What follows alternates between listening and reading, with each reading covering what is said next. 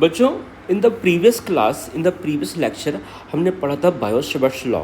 आज हम बायो-सैवर्ट्स लॉ को यूज करके एक पॉइंट पर मैग्नेटिक फील्ड निकालने वाले हैं due to a very long straight current carrying conductor. So हमारे पास एक long straight current carrying conductor है इस तरह से। ये सपोज को एक long straight current carrying conductor है। इसमें करंट I फ्लो हो रहा है, राइट। अब आप समझिए कि हमें इस कंडक्टर की वजह से, इस long straight current carrying conductor की वजह से r डिस्टेंस पे कोई पॉइंट P है, यहाँ पर मैग्नेटिक फील्ड बताना है क्या होगा। इसको O नाम दे देते हैं और यहाँ पर एक पॉइंट ले लेते हैं C, ठीक है। और O से C तक का जो डिस्टेंस है वो सपोज कर लो कितना है, dl है। C पर हम एक बहुत ही छोटा सा एलिमेंट सेलेक्ट कर लेते हैं AB, जिसका लेंथ क्या है बेटा, जिसका लेंथ है dl, ओके। अब ये छोटा सा जो एलिमेंट है C पर, ये छोटा सा एलिमेंट पॉइंट P पर कितना मैग्नेटिक फील्ड बनाएगा हमको पता लगाना है। सोचिए कि हम इसको इससे ज्वाइन कर देंगे, इस डिस्टेंस को मान लीजिए ये डिस्टेंस y है और ये एंगल सपोज कर लो थीटा है, आप ऐसा सपोज कर लेते हैं आप। अब आप ज़रा ध्यान करिए कि बायो-सैवर्ट्स लॉ क्या कहते थे। बायो-सैवर्ट्स लॉ कहते थे कि छोटा सा current carrying element AB point P पर कितना मैग्नेटिक फील्ड बनाएगा। तो आपको यहाँ लिखना है मैग्नेटिक फील्ड इंटेंसिटी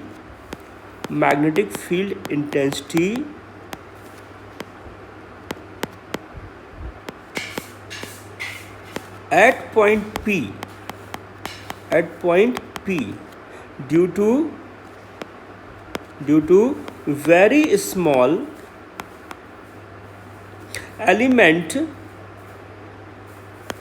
AB क्या हो जाएगा। सोचिए, बायो-सैवर्ट्स लॉ ने कहा था कि छोटा सा जो एलिमेंट AB है वो पॉइंट P पे मैग्नेटिक फील्ड बनाएगा dB equal to μ0/4 I dl sine theta, और डिस्टेंस क्या है बेटा, यहाँ पे y है तो y² कर देंगे, राइट। तो ये छोटा सा एलिमेंट तो इतना मैग्नेटिक फील्ड बनाएगा। अब आपको ये देखना है कि इस एंगल को हम फाई सपोज कर ले, थोड़ी देर के लिए इस एंगल को फाई सपोज कर ले। This angle is obviously 90 degree है, तो आपको देखने को मिलेगा कि थीटा प्लस फाई क्या हो जाएगा, थीटा प्लस फाई हो जाएगा 90 डिग्री। और this implies theta equal to क्या हो जाएगा, 90 डिग्री माइनस फाई हो जाएगा। और इसलिए साइन थीटा क्या हो जाएगा, साइन 90 माइनस फाई यानी कॉस फाई हो जाएगा। रिमेंबर इट बेटा, sine theta equal to cos phi हो जाएगा। हम साइन थीटा को रिप्लेस कर देंगे कॉस फाई से, ठीक है। इस बात का आप ध्यान जरूर रखिएगा कि हम क्या करेंगे, हम साइन थीटा को कॉस फाई से क्या कर देंगे, रिप्लेस कर देंगे। नेक्स्ट बात समझिएगा, नेक्स्ट बात हम क्या कहने वाले हैं आपसे। नेक्स्ट बात हमें ये कहना है कि इस ट्रायंगल में आप देखिए tan फाई कितना होगा, how much will be tan phi. तो tan फाई होगा परपेंडिकुलर अपॉन बेस। देखिए ये जो लेंथ थी ये dl नहीं थी, ध्यान दीजिएगा बच्चों, ये लेंथ पूरी l है, ठीक है। This length is l, O से C तक का लेंथ l है और उसका छोटा सा पार्ट dl है, ओके बच्चा। तो make this correction, tan phi हो जाएगा परपेंडिकुलर अपॉन बेस यानी l/r हो जाएगा। यदि आप क्रॉस मल्टीप्लाई कर देंगे तो l इक्वल टू हो जाएगा r tan फाई। अब यदि आप इसको डिफ्रेंशिएट कर देते हो बच्चे, यदि आप इसको डिफ्रेंशिएट कर दोगे तो आपको मिलेगा dl/d फाई। r इधर पे कांस्टेंट है, tan फाई का डिफ्रेंशिएशन क्या हो जाएगा, sec² फाई हो जाएगा। तो यहाँ से आपको फाइनली मिलने वाला है dl equal to r sec² phi d phi, ये मिल जाएगा dl, राइट। उसके बाद नेक्स्ट बात ध्यान दीजिएगा, नेक्स्ट बात क्या बोल रहा हूँ मैं आपको यहाँ पर, नेक्स्ट बात मैं यहाँ पे क्या कहना चाहता हूँ, ध्यान दीजिएगा।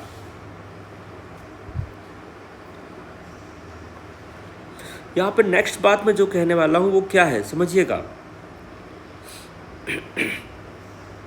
मैं यहाँ पे cos फाइव फाइंड करना चाहता हूँ। cos फाइव क्या होगा? cos फाइव होगा base upon hypotenuse means r by y हो जाएगा। तो यहाँ से आपको मिल जाएगा y equal to r by cos five मिल जाएगा।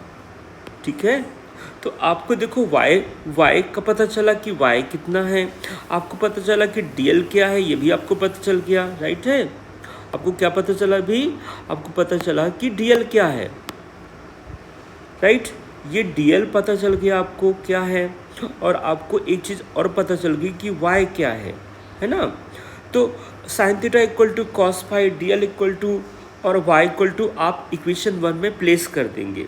और जब ऐसा करेंगे तो क्या हो जाएगा, देखिए समझिए, आप इक्वेशन 1 में ये सारी चीज़ों को प्लेस कर दें तो क्या हो जाएगा, फ्रॉम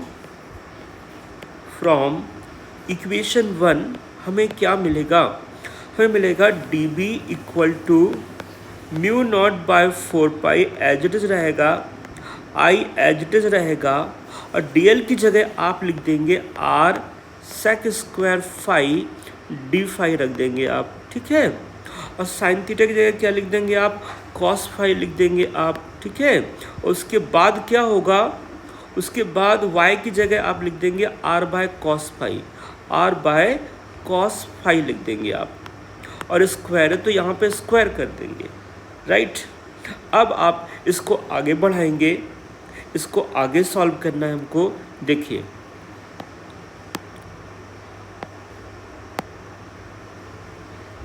इसको आगे सॉल्व करने वाले हैं आप, कैसे सॉल्व करेंगे ध्यान दीजिए। dB इक्वल टू आगे मिलेगा mu naught by 4 as it is रहेगा। आपको पता है कि सेक स्क्वायर फाई और कॉस स्क्वायर फाई कैसे होते हैं, आपस में एंटी होते हैं। दिस इज कॉस फाई, ठीक है।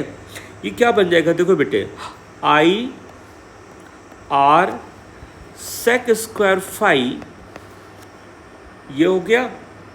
Then I R sec square phi के बाद क्या है, कॉस फाई भी लिख दीजिए आप, और लास्ट में लिख दीजिए डी फाई। और इधर पे क्या हो जाएगा, ये हो जाएगा R square by cos square phi, R square by cos square phi.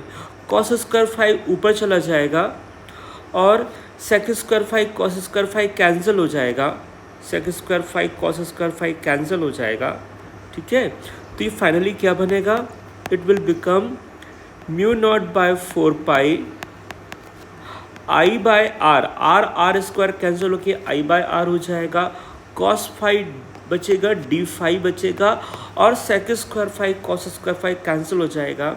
तो ये मैग्नेटिक फील्ड आ जाता है डी बी, ठीक है, very small element A B की वजह से। क्लियर है? अच्छा, अब हमको पता क्या लगाना है, हमको पता लगाना है पूरे वायर का मैग्नेटिक फील्ड क्या है। तो हम क्या करेंगे, इस छोटे से एलिमेंट का पता लगा चुके हैं ना, अब इसका इंटीग्रेशन कर देंगे, छोटे छोटे पार्ट्स को लेकर के ऐसे इंटीग्रेट कर देंगे। मतलब मैं कहना चाह रहा हूँ आपसे कि जैसे ये छोटा पार्ट का मैग्नेटिक फील्ड निकाला है, स्मॉल एलिमेंट ए बी का निकाला है, ऐसे ही सारे छोटे छोटे पार्ट्स के मैग्नेटिक फील्ड पता लगा लेंगे, पॉइंट पी पर क्या है, उन सबको ऐड कर देंगे, यानी इंटीग्रेशन कर देंगे। तो चलिए हम इंटीग्रेशन करेंगे। Resultant magnetic field intensity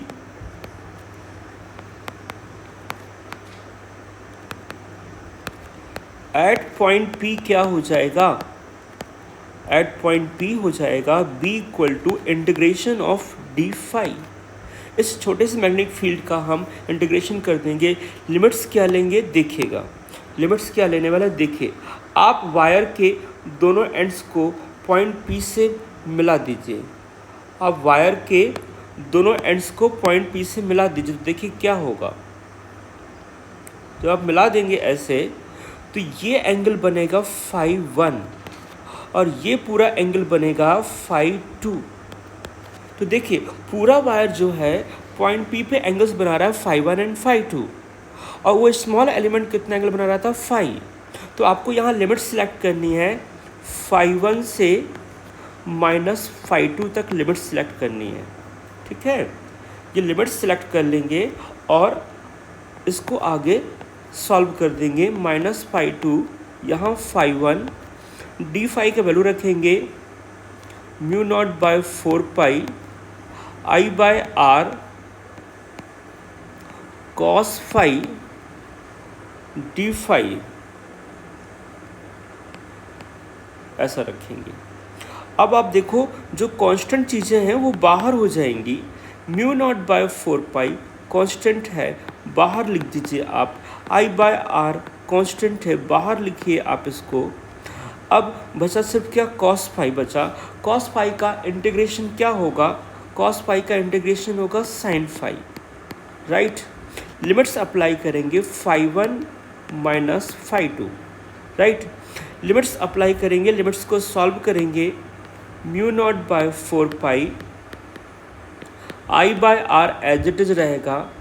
sign phi, phi की प्लेस पे आप लिखेंगे phi 1 minus sine phi, again phi की जगह लिखेंगे माइनस फाई 2, ऐसा लिखेंगे आप।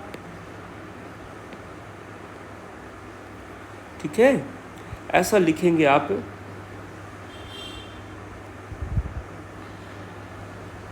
आपको पता है sine minus theta minus sine theta होता है, तो ये फाइनली बन जाएगा कुछ ऐसा।